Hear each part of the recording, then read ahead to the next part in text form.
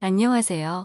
오늘은 신체적으로 혹은 정신적으로 또래 집단으로부터 괴롭힘을 당하는 아이들을 위해 부모, 교사, 그리고 사회적 책임을 공동으로 지고 있는 성인이 어떻게 행동해야 하는지를 알아보겠습니다. 누구에게나 그렇지만 괴롭힘은 정신 건강과 남은 삶에 매우 크게 부정적인 영향을 미칠 수 있는 매우 심각한 문제입니다. 우선 이것을 인정해야 합니다.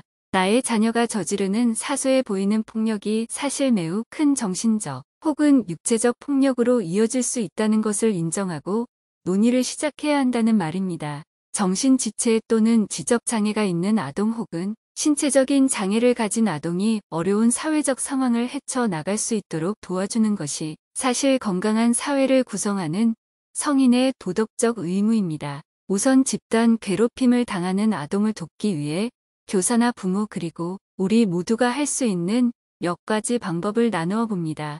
우선 아이의 말에 귀를 기울여 주세요. 무슨 일이 일어나고 있는지 스스로 이야기하게 하고 그 이야기를 들어주세요. 격려하겠다며 잘못된 격려를 하기보다 차라리 편하게 이야기하게 하고 그 이야기를 들어주며 그 아픔을 판단 없이 동의해 주세요. 그러면 자신의 옆에 어른이 있다는 것을 느끼게 하는 것만으로도 큰 힘이 될 겁니다. 괴롭힘을 당하는 아이에게 자신의 탓으로 힘겨운 일을 당하고 있다는 식의 말은 절대 하면 안 됩니다. 그 괴롭힘으로 자존감이 낮아지지 않게 혹은 마음의 문을 닫고 살지 않게 조심해야 합니다. 그리고 자기 자신을 보호하기 위해 구체적으로 무엇을 해야 하는지를 알려주세요. 자신의 탓이 아니며 보호받는 것이 당연하기에 교사나 경찰 등의 도움을 구하거나 부모를 비롯한 어른에게 구체적으로 괴롭힘의 사실을 편하게 이야기할 수 있게 해주어야 합니다. 절대 그것으로 과한 슬픔이나 분노를 표현하면 아이는 더는 이야기하지 않을 수 있습니다. 담담하게 하지만 아이의 잘못이 아니며 너의 옆에 너의 힘겨움을 들어주는 내가 있다는 태도를 유지한 채 구체적으로 도움을 받을 방법을 알려주어야 합니다. 만일 부모가 자녀가 괴롭힘을 당하고 있다는 사실을 인지하게 되었다면 학교와 협력하시고 단호하셔야 합니다. 가해 아동과 이웃 친하게 지내라는 식의 태도는 오히려 또 다른 폭력입니다. 가해 아동과의 거리 두기는 피해 아동의 마음을 위한 최소한의 조건입니다. 그리고 괴롭힘의 구체적인 상황과 증거를 확보하고 있다면 좋습니다. 휴대폰 메시지의 욕설 등과 같이 말입니다. 이런 상황에서 사회에 대한 극단적 불신이 생기지 않게 조심하세요.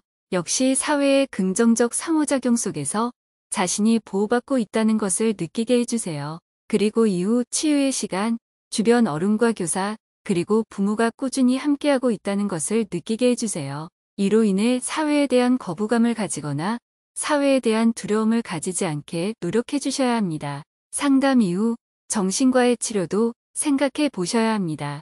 자녀의 마음이 입은 깊은 상처는 이후 오랜 시간 자녀의 상처로 남을 수 있기에 정신과 치료를 적극적으로 권합니다. 특히 정신지체 등의 문제로 힘겨운 시간을 보내고 있다면 더욱 그러합니다. 그리고 가능하다면 법 집행과 같은 보다 적극적인 개입으로 괴롭힘을 막아야 합니다. 이 정도는 참을 수 있을 거야.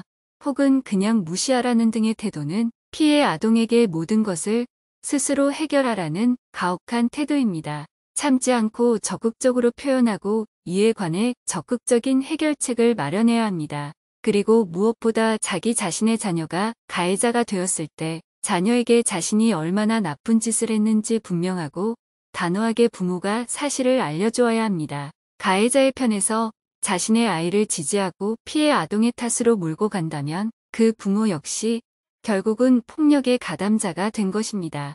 모두가 건강하게 그리고 행복하게 살기를 바라며 오늘도 신나게 그리고 담담하게 유지승이었습니다.